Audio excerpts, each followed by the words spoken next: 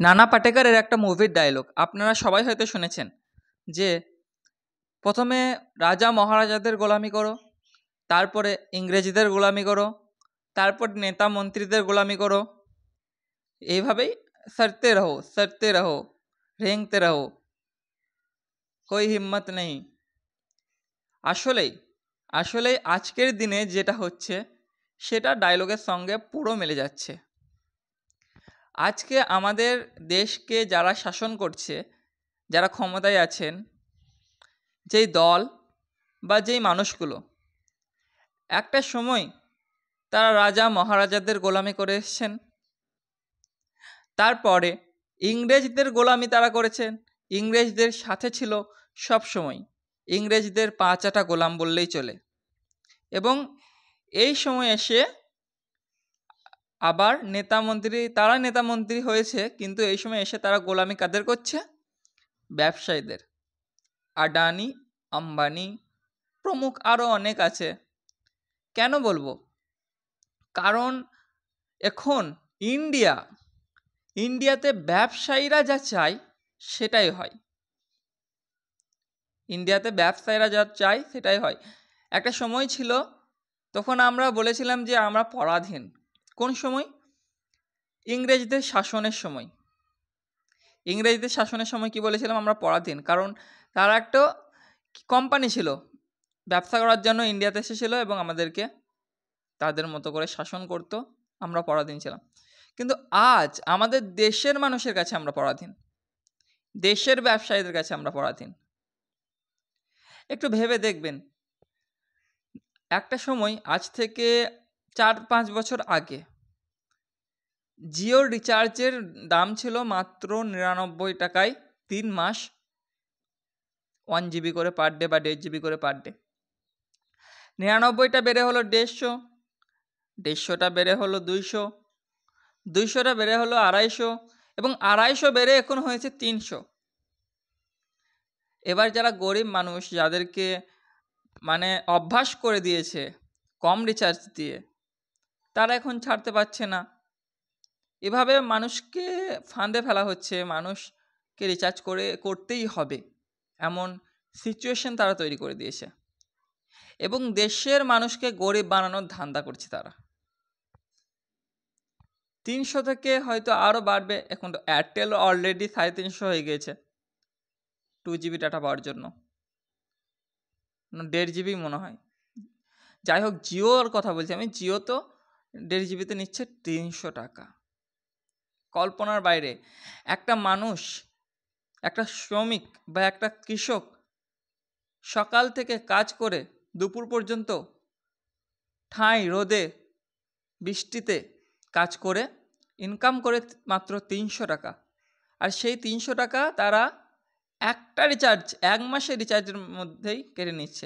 এভাবে কোটি কোটি মানুষ রিচার্জ করছে এখন, এক এক বাড়িতে 300-400 করে, মানে প্রত্যেক জনা পিছু দেখতে গেলে 1000 টাকা 2000 টাকা খরচ হচ্ছে রিচার্জের। তাহলে এটাই পরাধীনতা। এত মূল্য দিয়ে যদি রিচার্জ করতে হয় তাহলে কি সেটা স্বাধীনতা? আর সরকার গোলামি করে যাচ্ছে ট্যাক্স নিয়ে ব্যবসায়ীদের, তাদের উপর কোনো বাধা নেই, তারা যা ইচ্ছা করছে, সরকার কোনো বাধা তাদেরকে দিচ্ছে না যে না, দেশের মানুষ কীভাবে রিচার্জ করবে, এভাবে রিচার্জ মানে বাড়ানো যাবে না, সরকার এটা বলছে না। কেন বলবে ভাই? প্রফিট হচ্ছে।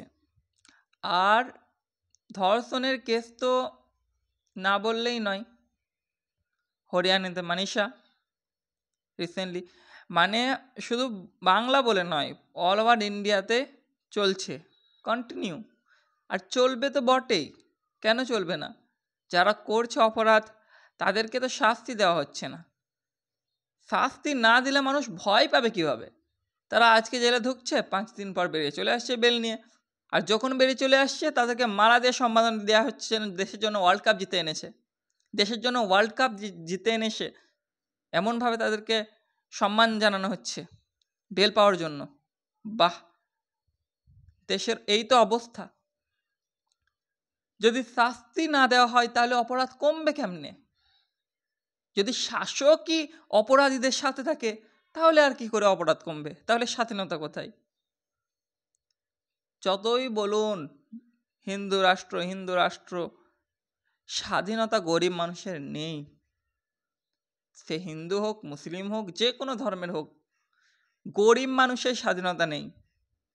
এই যে বার্থ সার্টিফিকেট যে ডিজিটাল করতে হচ্ছে, বার্থ সার্টিফিকেট, কত খাটনি, কত ছোটাছুটি করতে হচ্ছে মানুষকে। তারপরে এনআরসির ব্যাপারটা আগেও আমি ভিডিওতে আলোচনা করেছি। এভাবে সরকার মানুষকে হাঁপিয়ে দিচ্ছে, মানুষ কিভাবে করবে? আর যারা ডেলি আনে ডেলি খায়, তাদের যদি একদিন এইভাবে নষ্ট হয়ে যায়, তাহলে তাদের সংসারই বা কীভাবে চলবে? সরকার নিজের মতো বড়লোক ভাবছে সবাইকে। সরকারের কোটি কোটি টাকা থাকতে পারে দুর্নীতি করে, নিজের মতো সবাইকে সরকার ভাবছে। সবার কোটি কোটি থাকে না টাকা। সরকারের দায়িত্ব যে বাড়িতে বাড়িতে গিয়ে কি সংশোধন আছে সব করে দেওয়া। কিভাবে মানুষ বাঁচবে এইভাবে? নিজের দেশের মানুষের প্রতি মায়া নেই, দেশের মানুষকে তাড়িয়ে দেওয়া হচ্ছে বাংলাদেশি নাম করে।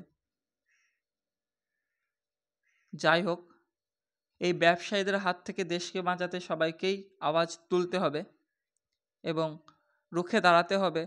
সরকার থাকুক, সরকারকে খারাপ বলছি না, কিন্তু সরকারের পদক্ষেপগুলো জনগণের পক্ষে হতে হবে।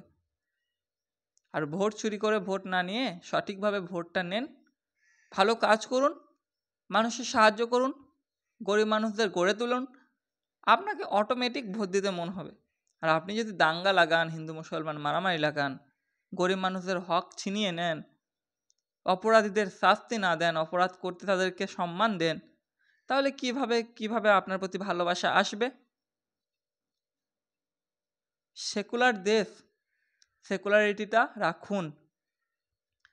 আর ওই ধর্ম নিয়ে রাজনীতি করা বন্ধ করুন। শুভেন্দু অধিকারী যেগুলো করছে, ধর্ম নিয়ে রাজনীতি, হিন্দুর বাচ্চা, হিন্দু যে আসো ভোট দাও, হিন্দুদেরকে বাঁচাতে হবে। আরে ভাই, যে দেশে 20% মুসলিম বা তারও কম, বাকি কিছু ধর্ম 2-3%, প্রায় 80% হিন্দু, সেই দেশে আবার হিন্দু খতরা মে হ্যাঁ। আজব সব, মানে বুদ্ধি কোথায় সব?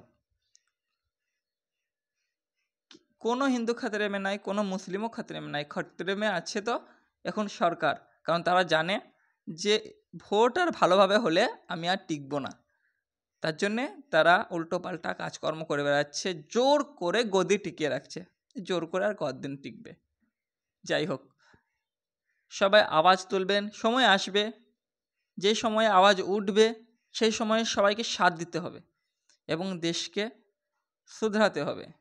দেশকে একটা ভালো লিডার দিতে হবে যে দেশকে উন্নতির দিকে নিয়ে যাবে। ধন্যবাদ।